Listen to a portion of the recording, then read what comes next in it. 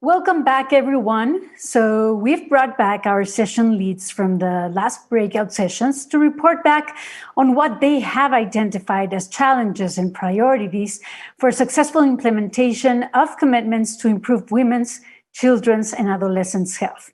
Let's start with Rachel Abuja, who is a senior health correspondent with the news agency of Nigeria. What were the key takeaways from your session?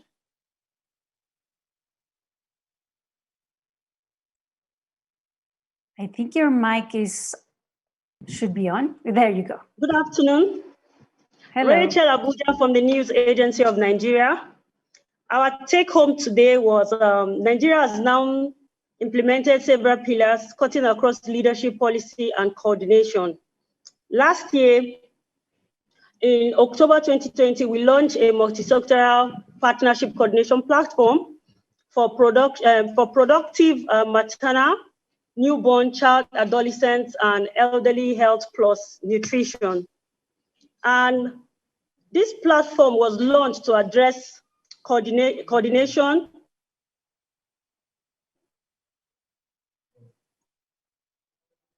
I think we're issues in the delivery of intervention affecting mothers in the country. Now, the mandate of this platform was atomized in four key areas: the leadership coordination and partnership, advocacy, resource mobilization, communication, equality, technical accountability, data and knowledge management. Now, we outlined this getting value, advocated for the youth to be on the deciding table. We highlight the role of the media, which cannot be overemphasized, and how the legislature, the health sectors, and Nigerians will see the media as their friend in progress, so that we can reach our goal for the PMNCH call to action and Nigerians' commitment. Thank you. Thank you, Rachel. Now, Honorable Sabina Chege comes to us from Kenya. She's a member of parliament serving in Kenya National Assembly as a representative for Murang'a County. She's also the chairperson to the Parliament Health Committee. Honorable Sabina, please tell us about the experience in Kenya. Well, the experience in Kenya is that from the highest level, there's a high commitment. Of course, partnership between the development partners, the Ministry of Gender, the Ministry of Health, and also the National Assembly, involvement of the young people and involvement of the community to make sure that we are able to communicate and achieve the commitments that we have put. This has been taken seriously from the office, or the highest office in the land, from the office of the president, and of course through the Ministry of Gender.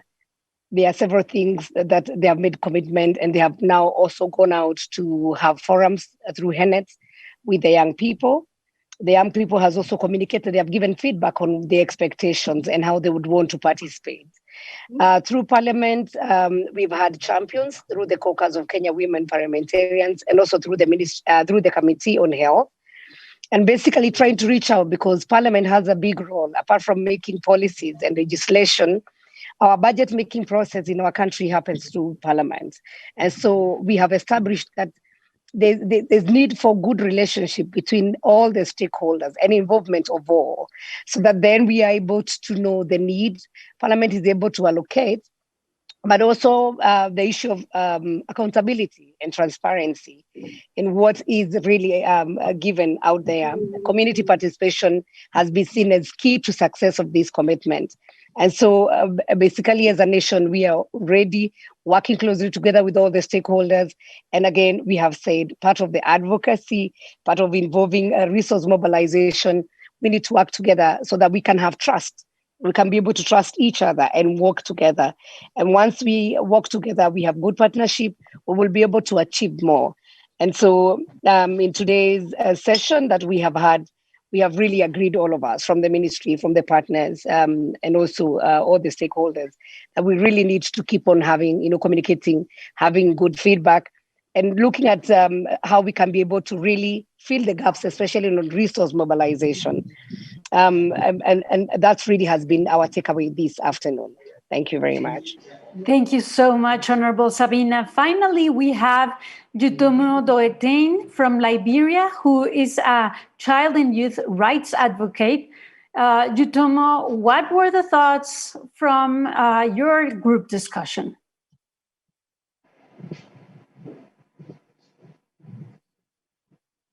Jutomo, can you hear us? Well, I think we are missing him. So I'm going to move forward. Hopefully we'll get him back into the session. Thank you. Thank you very much. There. Thank you, everybody. Thank you. You can't miss me. I'm here. No, we don't want to miss you. Hello. Yes. Don't have. I'd like to say thank you, everybody, and it's a pleasure to be joining here today. I like to share. Having some technical issues, but however, I'm doing my best to be right here. And thank you. All right. So we had a wonderful session, and the session was good. And as you know, Liberia, as a West African nation, made its commitment in 2020 December to ensure that all adolescents in Liberia have a fair chance to live in fulfilling lives, enabling them to achieve their full potential by securing investment in adolescents' well-being. So from our session today, the government has taken its PMNCH commitment as a key priority and sees it as form of framework and is constantly advocating for all partners and their priorities to the PMNCH commitment for adequate implementation. Additionally, there has been a coordinated effort in the implementation of the PMNCH commitment, and that is to say that youth, the CSOs, the lines ministries and agencies, traditional leaders, as well as the religious leaders. And one of the challenges faced by the government of Liberia is actually partners aligning priorities with the government priorities, such as the PMNCH call to action, and the list goes on and on. Finally, progress towards its PMNCH comment, and that was done by the government representative who joined us on the call. So for an example, there has been friendly health services for adolescents and youth. The government is making progress in that area, and also the provision of standard services for women, children, and adolescents. The government is also making progress in those areas. So I'd like to thank you. Those are takeaways from our session today. Thank you, Jutomo. Thank you all so much. These have all been interesting perspectives on how we can better work together to improve the health of women, children, and adolescents, particularly as we respond to COVID-19.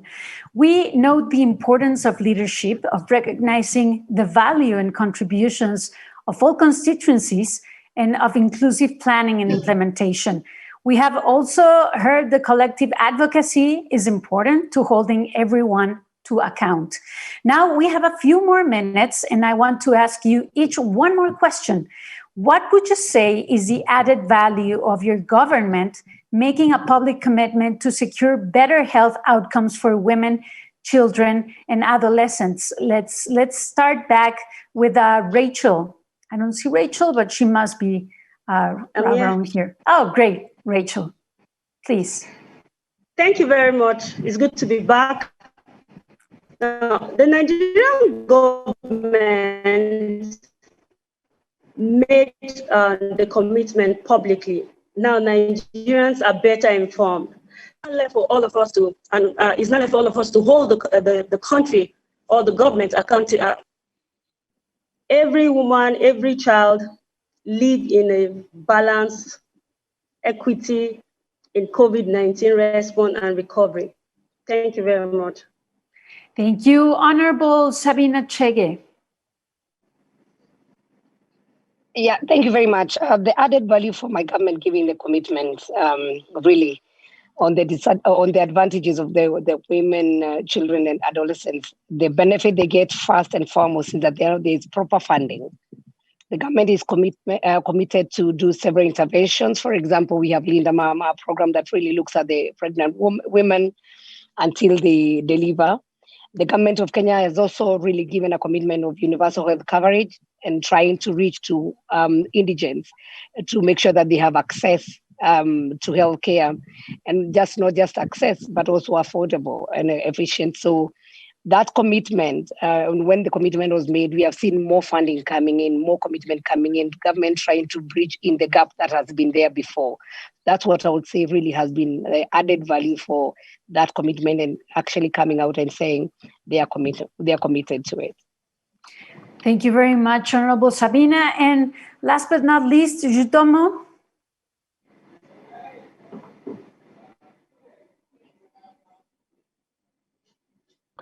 Thank you very much. Liberia's PMNCH commitment gives a special tax to both the youth and the government. One value of the government making a public commitment is being more powerful than other nations to achieving universal health coverage.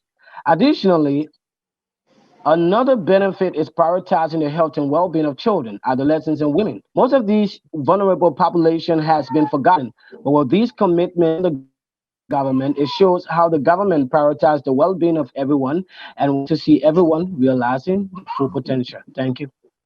Thank you. Well, you heard it here. Making public commitments enables partners to jointly work towards promoting their implementation. And we encourage all countries that have not yet committed to submit their commitment for women's, children's, and adolescents' health soon. Details on how to submit and commitment are available on the PMNCH website. If you are not a government but would like to encourage your government to commit, please use the resources on the PMNCH website or get in touch with the PMNCH Secretariat. Thank you all for joining us, and congratulations on your efforts and good luck moving forward. So we are almost at the end of Lives in the Balance 3. We have shared the latest evidence, heard from communities, from artists, from political leaders about their experiences and best practices, heard from governments about their commitment to women's, children's, and adolescents' health. What does this mean for where we go next? We are now joined by Anuradha Gupta, Deputy Executive Director, Gavi, Monique Vleder, Practice Manager, Global Financing Facility, GFF, and Vandita Moraka, founder and CEO of One Future Collective. Anuradha, we have heard a lot today about inequitable vaccine distribution and what needs to be done to address this, from global solidarity to lifting patents for vaccine production. From your position at Gavi, what are some of the challenges that you have identified to ensuring equity in the COVID-19 response and recovery? And what are some of the proposed solutions that need to be prioritized? Thank you. First of all, I'm so proud that Gavi is a co-sponsor of this important summit. And, we believe in equity. Equity is at the heart of Gavi's mission. Over the last 2 decades, we have been tireless in expanding equitable access to vaccines. And the outcome has been absolutely phenomenal. Vaccine-preventable child deaths have declined by an astounding 70% in Gavi-supported countries. So we know that pursuing equity is extremely rewarding. Today, poor countries are able to access vaccines in parallel with rich economies, and coverage of life-saving vaccines such as Hib, Rota, pneumococcal is higher in Gavi-supported countries than in the rest of the world. So we can actually do it. Equity is something which is so doable. And therefore, when this devastating pandemic struck last year, it was very natural for Gavi to build off its long track record to co-lead COVAX to advance a new goal, which is to ensure rapid and equitable access to COVID-19 vaccines. You know that demand for COVID-19 vaccines far outstrips supply. But we think it is important that we do not have a repeat of H1N1 and that the world stands together in making sure that all countries, regardless of their income or paying capacity, receive enough vaccines within this year to protect vulnerable and high-risk populations. While COVAX is playing a key role in advocating for equitable access and actually has been able to deliver vaccines to over 100 countries in the same time frame as higher income countries, there are several challenges facing us, and they relate not only to manufacturing, supply, funding, and logistics, but also demand. Some wealthier countries have managed, as you know, to vaccinate as much as 70% of their population with at least one dose, while just 0.2% of people in lower income countries have received any dose so far. In some countries, we see suboptimal demand for the initial limited supplies. Addressing these challenges, I feel, is imperative, as no one is safe until everyone is safe. Continued transmission in any part of the globe, such as the one we see in my home country, India, is a threat to the entire world. More transmission means more mutations, variants, some of which could actually defy the current vaccines and therefore prolong the pandemic, with the poor bearing the most brunt. So I do think that we need to redouble our efforts to scale up manufacturing and increase global supply. For example, by enabling the export of essential raw materials and encouraging technology and knowledge transfer, bringing together those with the know-how to make vaccines with those that need them most. In addition, higher income countries, besides financing, must share their surplus doses so that they can be equitably distributed. Finally, public trust in the safety and efficacy of COVID-19 vaccines will have to be enhanced. We must also not overlook the collateral damage of the pandemic. I do want to highlight that 2 million additional child deaths are anticipated within a span of 12 months because of COVID's indirect impact, which includes disruption of immunization and other essential services. I also believe that the unprecedented scale of COVID-19 vaccination presents a terrific opportunity to support countries to focus on unserved populations and to build back better with more equal, more inclusive, and more integrated health systems. Thank you, Anuradha. Monique, the GFF has recently published research noting that in its 36 countries, women, children, and adolescents have been seeing their access to essential services reduced by 25% because of COVID-19. What does this research tell us about the key barriers to access, and how do we redress this situation?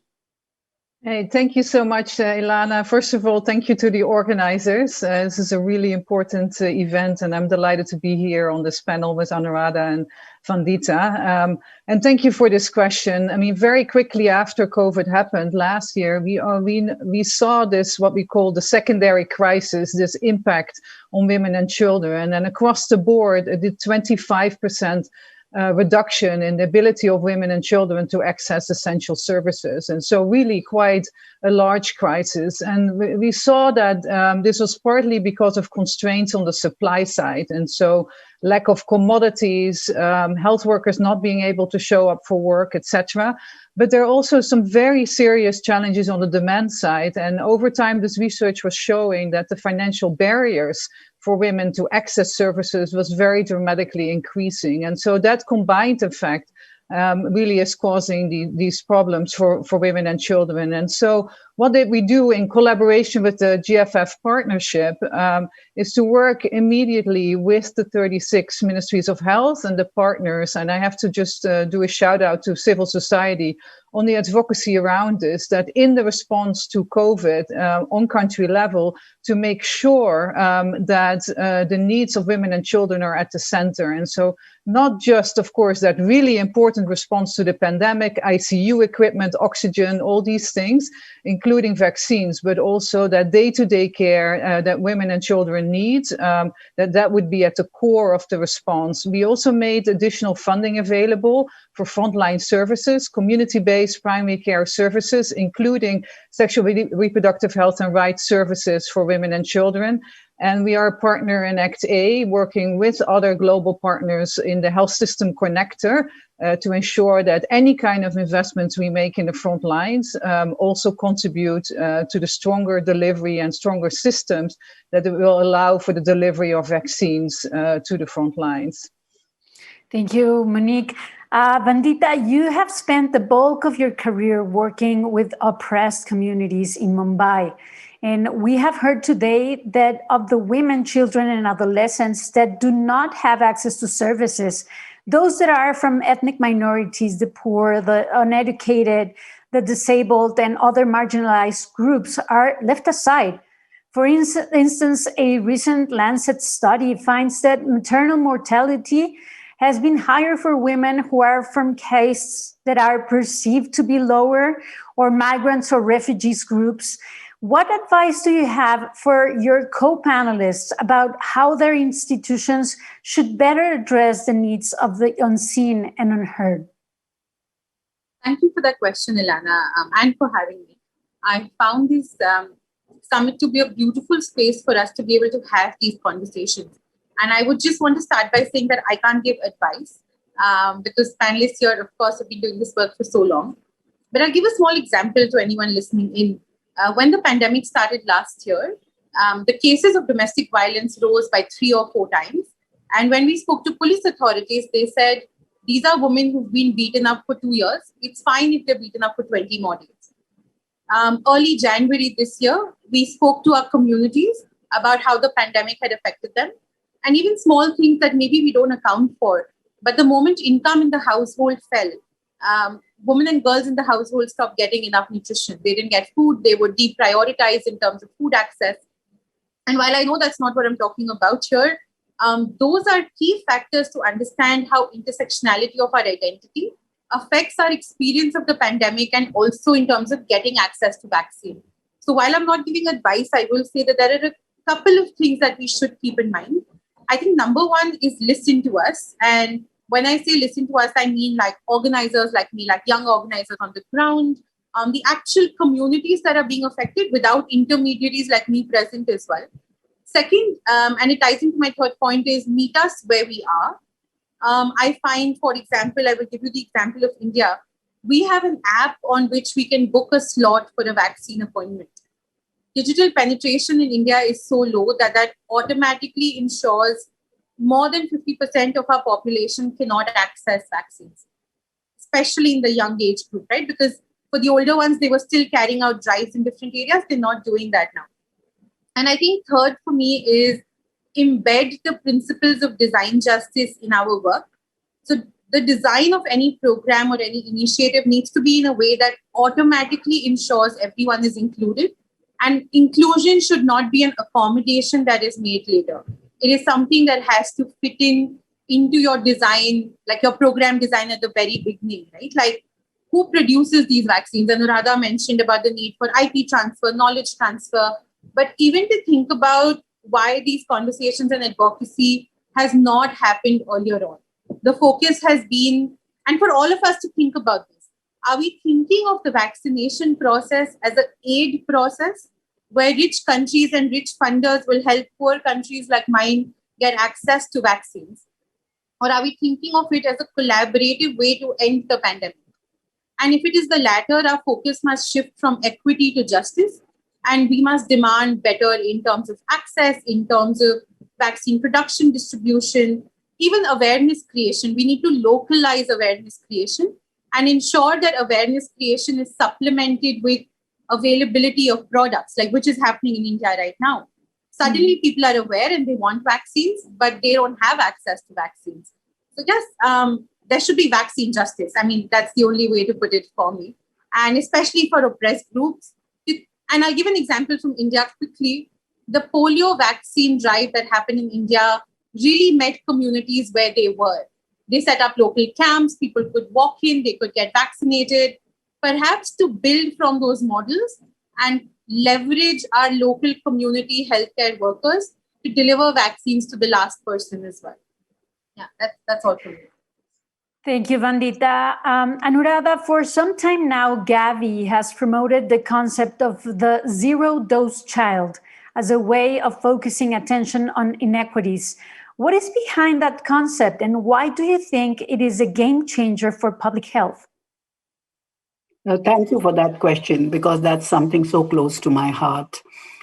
So let me share this very shocking information that there are more than 10 million children born every year who remain deprived of even a single shot of vaccine, any vaccines. These zero-dose children account for 50% of vaccine preventable deaths. So, and this is huge. 1 in 8 children in zero dose, but half of vaccine preventable child deaths are concentrated among zero dose. Zero dose also embody communities that face compounded vulnerabilities: poverty, gender barriers, stigmatization, low access to education, nutrition, sanitation, water hygiene.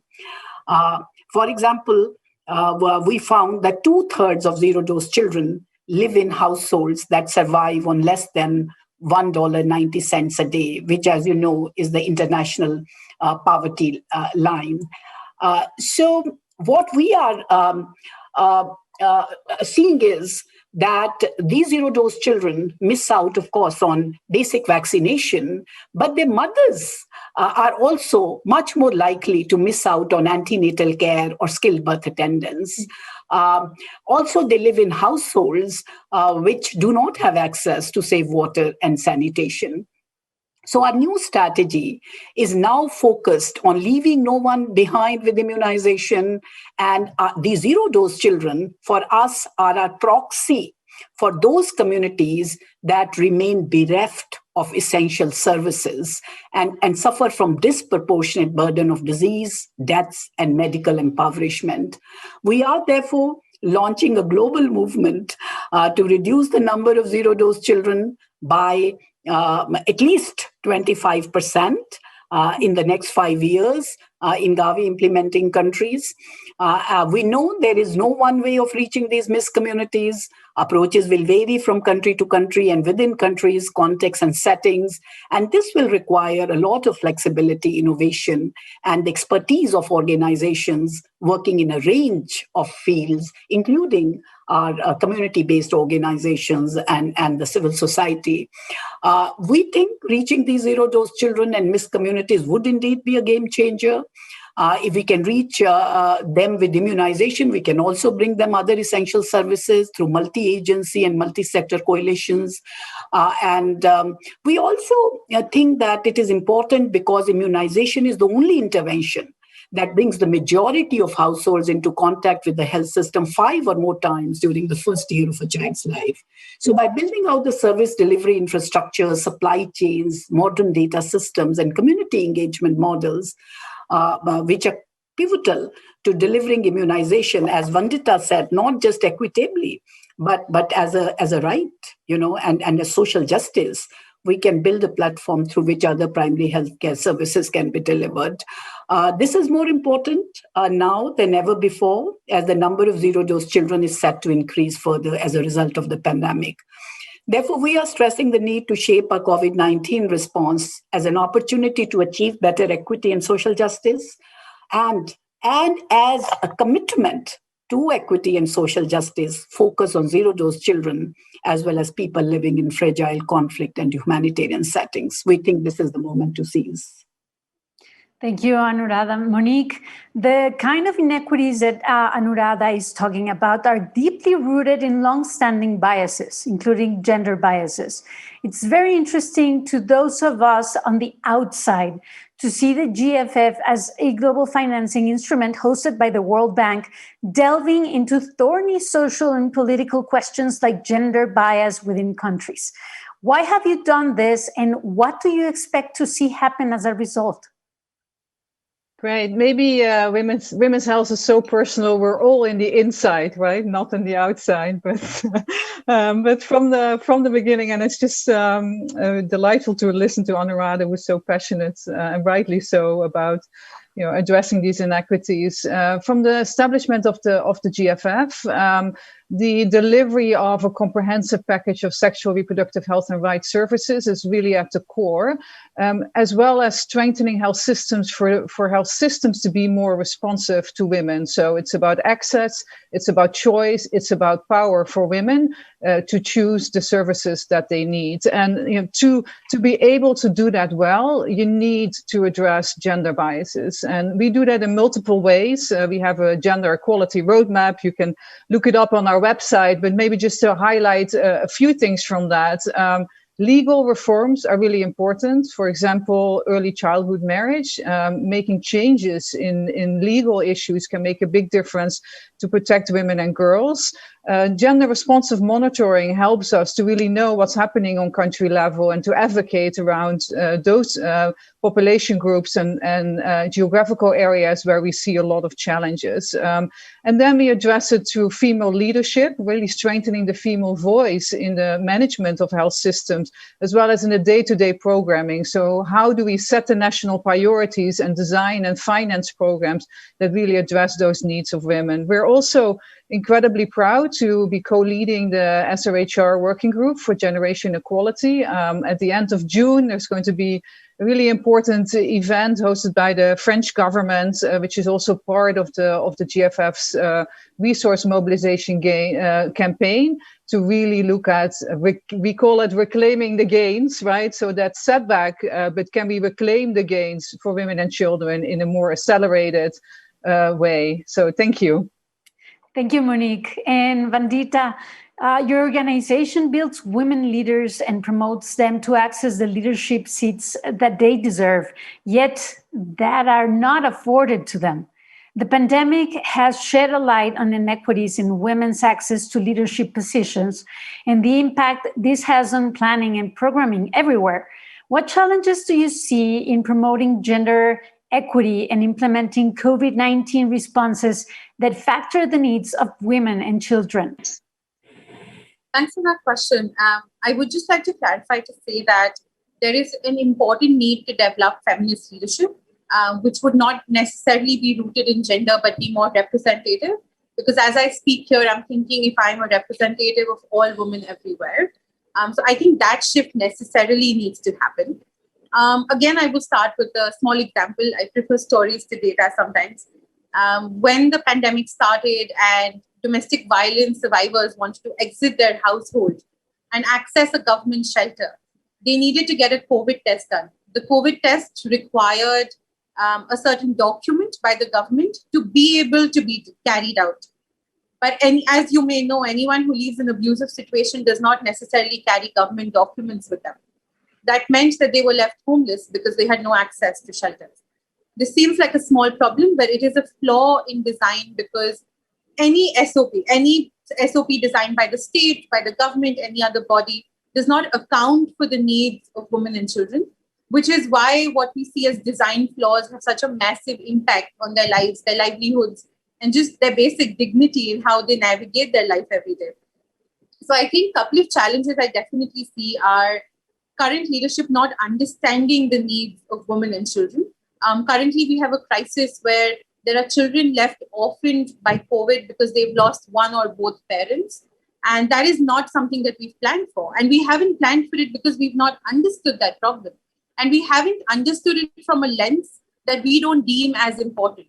So I think definitely we don't understand them. We don't see them as a holistic issue. Something that Anuradha pointed out as well was, if there are low immunization levels amongst children, that means that young mothers or mothers in general are not getting access to post-pregnancy care as well. That's an integrated problem, and individual solutions would not work. And in the same manner, when we do this work post-COVID for rehabilitation, there is an urgent need for integration. Third, I find that research shows this quite a bit. Whenever it's a woman or child problem, the only people we seem to engage with are women and children. But key stakeholders we need to engage with often are men and community leaders.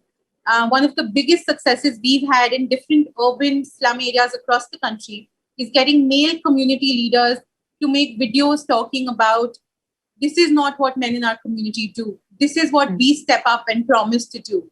1-minute videos from these men make so much more of an impact. So I think building that sort of allyship within community systems is extremely important.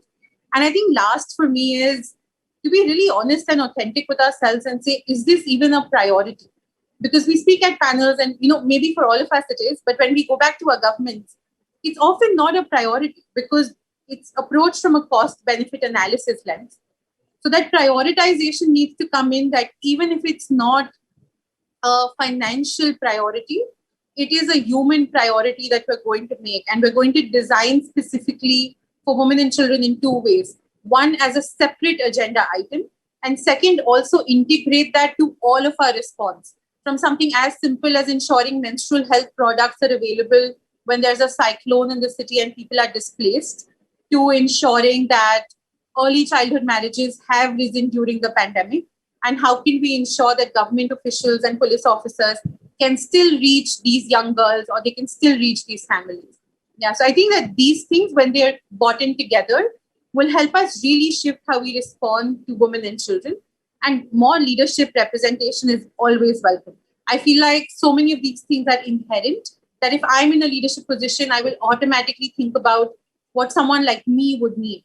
And not having someone like me on that decision-making table means that that point of view is often just lost. Yeah, thank you.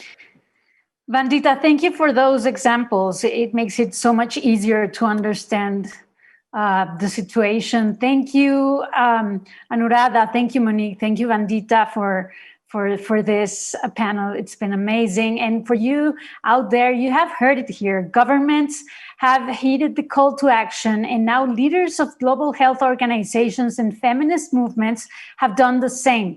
They have committed to act differently to make sure women, children, and adolescents from all walks of life and in all communities are not forgotten. Will you join them and commit to doing your part to deliver on the COVID-19 call to action?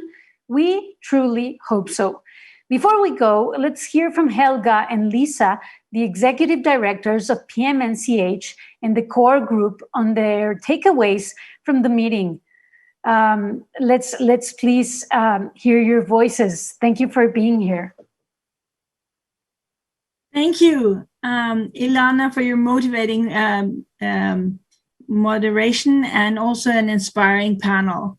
Thank you also to our co-organizers, Gavi, GFF, and the core group for the incredible effort in putting these 2 days together. As we bring the summit to a close, I've been reflecting on everything we've heard, and I can't help but think of the first time we met in July 2020. Our focus then was to understand the impact of COVID-19. What was it having on women, children, and adolescents, health services and policies, and how to protect the progress that it was unraveling. But the worsening situation around us and the inequities in the vaccine distribution that we're seeing now have really brought home the fact that COVID-19 has increased the havoc, not only because our health systems and economic systems were not prepared for the shock, but because our health, social, economic, and geopolitical systems are inherently disparate, inequitable, and biased on the basis of race, ethnicity, and also on several issues. As we have heard over these past few days, this has been amplified. We heard from Nanen and the racism that drove her and Yosu Nodor to write 7 seconds is still rampant today, and that COVID-19 has only exposed and accentuated racial divides that already exist. But on the upside, we also heard the hope that because COVID-19 has highlighted this divide, it has sparked much needed conversation and revisions to the way we do things. We have seen such focus be done other times in history, for example, during the World Wars, where the need of women and children were made explicit and intentional. Thank you very much, Helga. And now we're going to end with Lisa. What are your takeaways from the meeting? Yeah, thank you. Yes, Helga. I mean, it's been an amazing 2 days. I think the reflections at the summit, they also shined a light on another critical piece of the puzzle, the gender inequities that are pervasive around us and have been further exposed by COVID-19. Globally and across regions and country income groups, we know that women have been affected by unemployment loss to a greater extent than men. Women are being driven into poverty in high numbers. We know that more than 70% of the global health workforce are women. I myself am a nurse, a number that will increase to 90% when we add social care workers. And sex aggregated case data collated by the UN in mid-2020, it showed that more than 70% of COVID-19 infections in healthcare workers in the USA, Italy, and Spain were in women.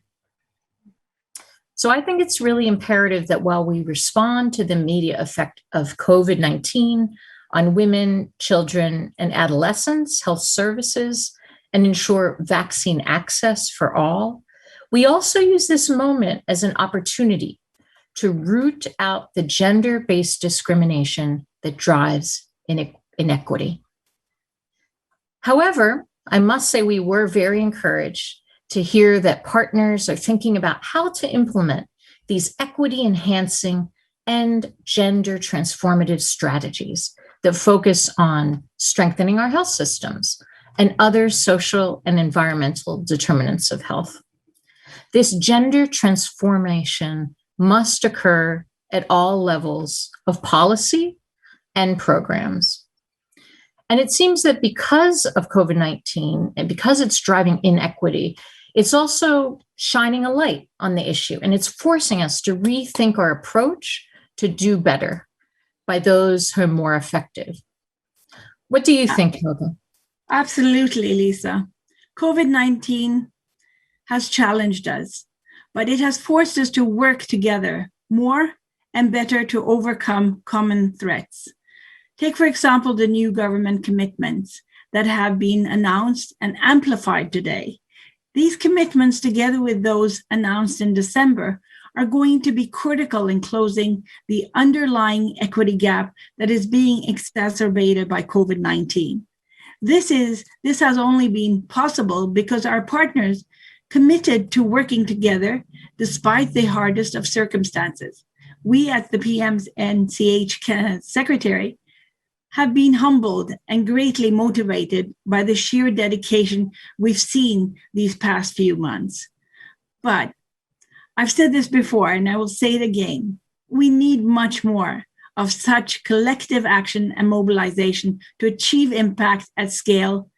We need not only to build back better, but build forward more equitably, intentionally, and effectively. Over to you, Lisa. No, absolutely. Especially now more than ever, I think in light of the recent events, the increase in conflict and violence that we're seeing around us today, that impacts women, children, and adolescents disproportionately.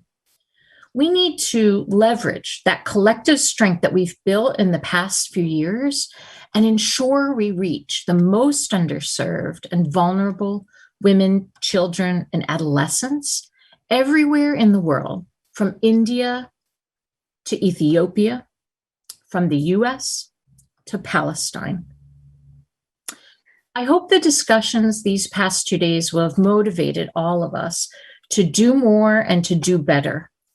More importantly, I really hope that the summit will help us move away from rhetoric by showing us how we can take up the baton in a more effective way and drive change. From our end, as a concrete next step, I know that commitment mobilization continues, and the next round will be showcased at the annual PMNCH Accountability Breakfast, which is on the sidelines of UNGA. The PMNCH NGO constituency and all the other PMNCH constituencies stand by this effect, as well as core group. And we hope you will join us too. so we can together realize the asks in the call to action that we launched together last year. Thank you so much for your participation, your commitment. Stay safe, and goodbye. Thank you so much, Helga. Thank you, Lisa. And just a few words. These 2 days have been life-changing experience. And as you have seen just now, many of us have and continue to face inequities, many exacerbated by COVID-19. The fight for justice continues, the fight for health continues, and we want to be there with you during this fight. Continue to tell us about your inequity stories using COVID Call to Action, the hashtag. Continue to call for commitments to the COVID-19 Call to Action, and we will continue to support your advocacy for change for all women, children, and adolescents. Thank you, PMNCH. Thank you to the core group, and thanks to all of you. Thank you to the wonderful team behind this summit. I don't want to name each one of you because I don't want to miss one name, but you know who you are. You are amazing. And please stay tuned for our next global summit and the next round of commitments in September with the PMNCH Accountability Breakfast. And to close the session, we have a song for you created by Nasim, especially for the Lives in the Balance Summit, with voices from women around the world sharing their experiences. Thank you very much. COVID-19, oh, it is real. It is real. Oh, it is real. People dying, oh, everywhere. People crying, oh, everywhere. Hay días en los que no hay mucho que comer. Entonces hay que decidir y mi hermano es la prioridad porque es el más pequeño. The choice that you make now can decide a future. The things that you do now can make a difference. We don't wanna suffer more. We don't wanna struggle more. Don't wanna suffer more. Living like this. Ningokia kwa unyautuko. Nando ningokia kuwania skali. Nali yako atiyemeo ya kafyu. Our communities must unite. Our leaders got to unite. We got to be ready. Let us make ourselves ready. COVID ready. COVID ready. तो जिनके पास जो कपड़ा available था जो जैसा था फाड़ के कपड़े सब इधर उधर वही यूज कर रहे थे जो भी जिसके पास सामान था क्योंकि डरे हुए थे ना बहुत तो मांग नहीं रहे थे उनसे कैसे मांगे कैसे बोले कहीं ऐसा ना हो कि हम उनसे मांगे तो मतलब हमें डांट दें हड़काएं इसलिए सब लोग बहुत डरे हुए थे. We don't wanna struggle more. We don't wanna suffer more. Living like this. COVID-19, it is real, but we are realer, and we are stronger, and we will conquer. We'll conquer.